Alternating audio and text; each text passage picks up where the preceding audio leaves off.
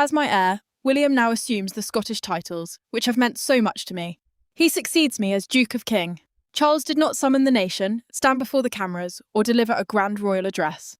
Instead, behind a closed door at Windsor, he lifted a black fountain pen and signed a document so sensitive that only 3 sealed copies were permitted to exist. Its subject was Prince William's coronation, and the decision written inside it would permanently alter the future of the British crown. Before we go deeper into what this really means for the royal family, make sure to subscribe so you don't miss a single update. Charles entered his private study at night, carrying his decision. His constitutional secretary waited beside the keeper of the Privy Seal, the official who guards the monarch's most sensitive state documents. The doors were locked. A red dispatch box rested unopened between them. The king broke the seal. Inside lay a succession instrument, a binding royal order beginning preparations for William's coronation, while Charles remained alive and sovereign. It did not remove the monarch or force an immediate abdication. Instead, it fixed a ceremonial date window, granted the prince authority over his crowning, and blocked palace factions from delaying the transition. When Charles reached the page bearing William's name, he stopped. His fingers tightened around the pen because this was no longer procedure. A father was admitting that his son's hour had arrived, while part of him still struggled to accept what that meant for his reign. Camilla learned of the meeting only after the final seal had been pressed into place. She stood outside the study as an aide confirmed that the Queen Consort had not been consulted. Her face hardened. The decision would shape her position and influence, yet the door had closed before she could speak. The most dangerous clauses remained hidden. One ordered a ceremony built around service, restraint, and the memory of Diana, Princess of Wales. Another barred anyone outside the direct line of succession from controlling the Coronation Council, the body assigned to plan the ceremony. Camilla's authority was suddenly uncertain, while courtiers expecting influence had been pushed aside before the battle began.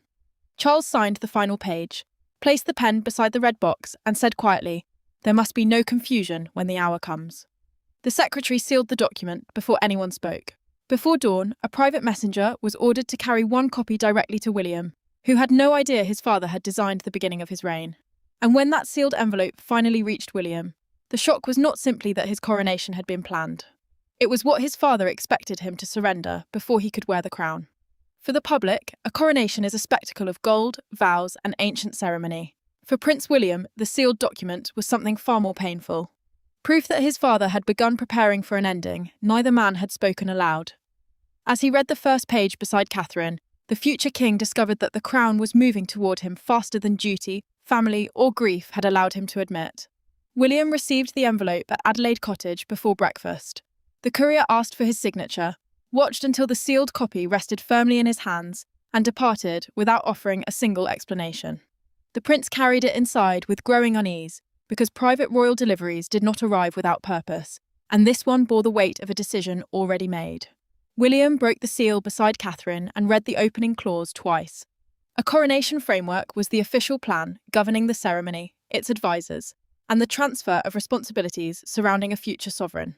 Accepting it would move him beyond the role of a supportive heir. He would become an active sovereign in waiting while Charles still occupied the throne, carrying new authority before either father or son had publicly acknowledged the change. Catherine watched confusion leave her husband's face and disbelief take its place. She felt pride in the man he had become, yet fear rose just as quickly. William's elevation would also pull George closer to the crown, placing the young prince beneath the same pressure his father had carried after Diana's death. Success for one generation could become suffering for the next. Catherine reached across the table and placed her hand over the pages. "Did Charles warn you?" she asked. William looked toward the window before answering. Not with words. The reply exposed years of emotional distance between the king and the son expected to continue his reign. William turned another page and discovered that Charles had named him joint supervisor of all coronation planning. The power allowed the future king to reject traditions, appointments, and ceremonial roles before any transition occurred. Then came the sharper blow. He had 72 hours to provide written acceptance. Silence would not delay the process. Silence would count as consent, meaning his father had deliberately closed every path of avoidance. Camilla received her notification at Clarence House soon afterward. She read the 2-line message beside an untouched tea tray, folded the paper once, and asked why William had been informed before her. The Queen Consort read it again, but no second explanation arrived. William remained at the table, questioning why Charles had acted with such urgency. He did not yet know that one humiliating incident months earlier had convinced the monarch that succession could no longer remain an unwritten understanding. The answer lay not in the sealed document itself, but in a ceremony where one unexpected interruption exposed how dangerously divided the palace had already become. The secret coronation order did not begin with a lawyer, a medical warning, or a constitutional debate. It began during a ceremony that should have displayed royal unity before senior courtiers and invited dignitaries. A simple change to William's position triggered a confrontation so public, so humiliating, and so revealing that Charles later called it the moment he understood the crown could fracture before it ever reached his son. 6 months earlier, Charles entered the planning chamber at Windsor, expecting order. Senior relatives and court officials had gathered to approve the procession, seating, and ceremonial precedents for the royal year ahead. The Order of the Garter ceremony, an ancient gathering honouring the monarchy's highest order of chivalry, depended on position because every place silently announced rank, trust, and authority. William had been instructed to sit beside his father. The change appeared small, yet everyone understood its meaning. The prince was no longer being treated only as the dutiful heir waiting behind the king. He was being shown as the man already preparing to carry more of the monarch's burden. William entered and stopped. His chair had been moved away from Charles, while Camilla's place had been restored directly beside the sovereign. A senior court official had made the alteration after a private discussion with the Queen Consort's household, but no approval had come from the king. William refused to sit. He said nothing, yet his stillness exposed the insult more clearly than anger could have done. The future king remained standing as courtiers glanced toward one another, understanding that the rearrangement was deliberate and that everyone present had been forced to witness it. Charles demanded to know who had authorised the change. Camilla answered that it was only a matter of ceremonial balance. She insisted that her place beside her husband protected continuity. But the monarch heard a deeper message beneath her words. William's growing authority was being challenged before it had even been formally defined. Charles gripped the back of his son's displaced chair. He dragged it across the floor himself and placed it beside his own. The harsh sound silenced the chamber. Camilla watched without moving while William finally sat, not in triumph, but with the cold restraint of someone who knew the conflict had only begun. Charles received a documented briefing that evening revealing draft succession plans circulating between rival households. The papers proposed competing roles, titles, and powers after his reign. Without a signed framework, William's accession could be delayed, manipulated, or privately negotiated at the moment Britain needed certainty most. Charles sat alone afterward, studying a photograph of himself with his son. He admitted to his private secretary that he had waited too long to define the future. The chair had exposed more than wounded pride. It had revealed a monarchy already dividing around a crown that had not yet changed hands. William would soon learn exactly what had happened, and his response would be immediate. That meeting would not be conducted through secretaries or ceremonial language, because William entered Windsor determined to ask his father the one question Charles had hoped to avoid. William arrived at Windsor carrying the signed document in his own hand. He refused the waiting equerry, passed the private secretary without stopping, and entered his father's study alone. Charles was standing beside the window when the door closed. There were no advisors, no constitutional experts, and no prepared statements. Only a father who had made an irreversible decision and a son demanding to know whether love or fear had driven it. William had requested the private audience within minutes of finishing the document. Charles cleared the room, dismissed every member of staff, and ordered that no one interrupt them. The prince placed the succession instrument on the desk. It was a binding royal order controlling the practical path toward the next reign, and he understood its force. What he did not understand was why his father had acted so quickly or why secrecy had mattered more than trust. William looked directly at him. "Are you preparing to leave, or are you pushing me forward because you no longer trust the people around you?" The question struck deeper than either man expected. Charles stiffened because both possibilities carried truth. He had begun planning for an ending, and he had lost faith in those already circling his son's future. Charles accused him of treating preparation as betrayal. William answered that a coronation was not an administrative handover. It would change Catherine's life, reshape George's future, and touch every private relationship he still possessed. The future king had spent years learning how duty could consume a family. He would not pretend that another crown could arrive without another cost. Charles pulled a chair toward him, but William remained standing. The king removed his glasses and placed them on top of the document. Then he admitted that palace households had already begun fighting over his son's reign before the heir had even been allowed to control it. Charles spoke more quietly. He feared hesitation would leave William surrounded by factions at the most vulnerable moment of his life. His voice broke when he said he refused to let his son inherit confusion alongside the crown. The confession did not erase the secrecy, but it changed its meaning. William opened the document again and found powers he had not fully understood. He could dismantle the existing Coronation Committee, the group responsible for planning the crowning ceremony, and appoint advisors of his own choosing. Several long-serving courtiers would lose the influence they had expected. Charles then admitted he had signed before Camilla could challenge the restrictions placed on non-heirs. The Queen Consort had been excluded because secrecy was not merely procedure.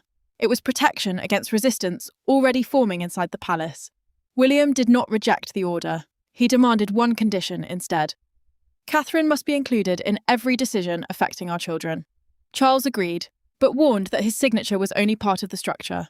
Behind the king's dramatic signature stood a strategist whose loyalty was not to Charles, Camilla, or even William personally, but to the survival of the crown itself. The nation would eventually see Charles's signature and William's reaction, but neither man had constructed the path alone. For weeks, Princess Anne had moved between Windsor, Buckingham Palace, and the ancient offices guarding the crown's ceremonial authority. She asked no public questions and made no dramatic declarations. Yet every clause limiting interference, every safeguard protecting William, and every deadline forcing action carried the unmistakable discipline of the Princess Royal. Anne had been asked privately by Charles to answer one dangerous question. Could preparations for a future coronation begin before abdication without creating a rival court around William? A rival court meant a second centre of royal power forming around an heir while the reigning monarch still ruled. That risk could divide loyalties before any transition occurred. Her task was precise: keep the king sovereign, give the prince enough operational authority to prepare, and stop competing households from exploiting uncertainty. Anne sat alone in a records room comparing different drafts of the ceremony. Her anger surfaced when she found provisions allowing ceremonial advisors to overrule William on decisions involving Catherine and George. The future king's wife and son were not side issues. Their roles would shape public trust, family stability, and the emotional tone of the next reign. Anne felt the strain immediately. Loyalty to Charles demanded discretion, but responsibility to her nephew demanded protection.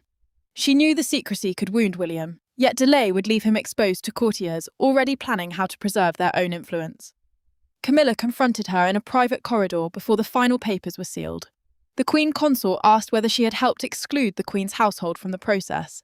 Anne answered that no spouse should control the next sovereign's coronation, regardless of history, rank, or personal sacrifice. Camilla stepped closer. "You have written me out." Anne closed the file in her hands. "No, I stopped anyone from writing themselves in." Anne had already secured written agreement from the Archbishop's office, senior constitutional advisors, and the coronation authorities. The Archbishop's office represented the church officials responsible for the sacred parts of the crowning ceremony, while the coronation authorities managed its legal and ceremonial structure. Their support made Charles's framework difficult to reverse once his signature was added. Anne inserted one final condition herself. William's coronation oath would include a personal promise of transparency, restraint, and service. The oath was the solemn pledge made by a monarch during the ceremony, and her wording was a direct answer to the rivalry that had forced the document into existence. William now understood why his aunt mattered. She held the knowledge needed to activate the entire plan, making her the bridge between his father's reign and his own. But once the palace discovered how much power had shifted, loyalty began turning into panic. By the following morning, offices were being reassigned. Names were disappearing from confidential lists, and the Queen finally understood what the document had taken from her. The secret document remained hidden from the country, but inside the palace, its force was immediate. Doors that had always opened without question now required written authorization. Advisors who expected years of influence found their names missing from the new coronation structure. In the Queen's private sitting room, Camilla received a formal notice confirming that William, not Charles's household, would decide who stood closest to the throne on Coronation Day. William moved quickly. He suspended the existing coronation planning group and ordered a full review of its members, finances, ceremonial assumptions, and private communications. The planning group was the body responsible for preparing the future crowning ceremony, and controlling it meant controlling who would shape the opening image of the next reign. Catherine was added to the Supervisory Council, while Anne became transition chair, creating a new centre of authority around the direct line of succession. Camilla read the notice alone. She removed her glasses and remained motionless while an aide waited for instructions. Then she asked whether Charles had approved the wording. The answer came quietly. The king signed it himself. Camilla felt more than exclusion. She felt judged. Years of public service, loyalty, and sacrifice had been reduced to a fear that she might interfere with William's future.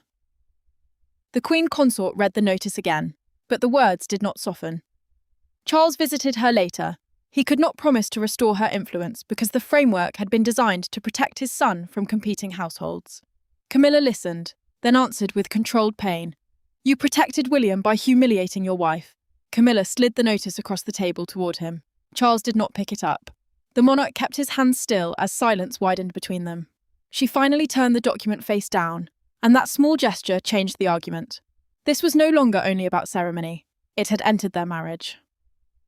Anne uncovered the reason for the urgency soon afterward.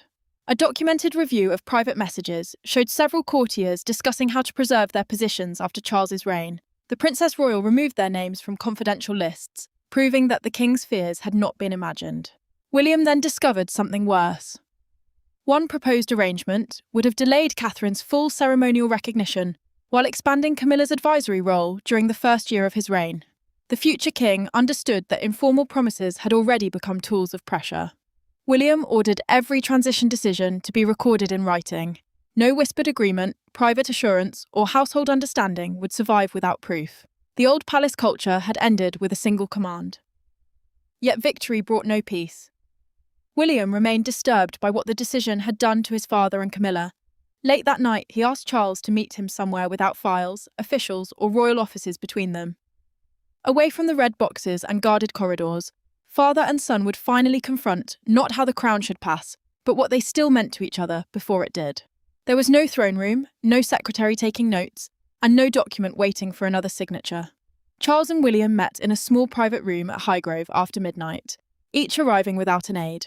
For the first time since the order was signed, they spoke not as sovereign and heir, but as two men shaped by duty, loss, and years of conversations postponed until the crown made honesty unavoidable. William had chosen Highgrove because it belonged emotionally to his father, not institutionally to the monarchy. The house carried Charles's private memories, far from the pressure of Windsor and the machinery surrounding the crown. Both men agreed that the signed order would remain in force, but the prince insisted they understand its meaning before the nation was asked to accept it. Charles poured the tea himself. His hand shook slightly, and a few drops spilled onto the saucer. He looked down, laughed once at his own unsteadiness, and the sound broke the tension more effectively than any prepared apology could have done. William admitted that he had first read the document as a loss of faith.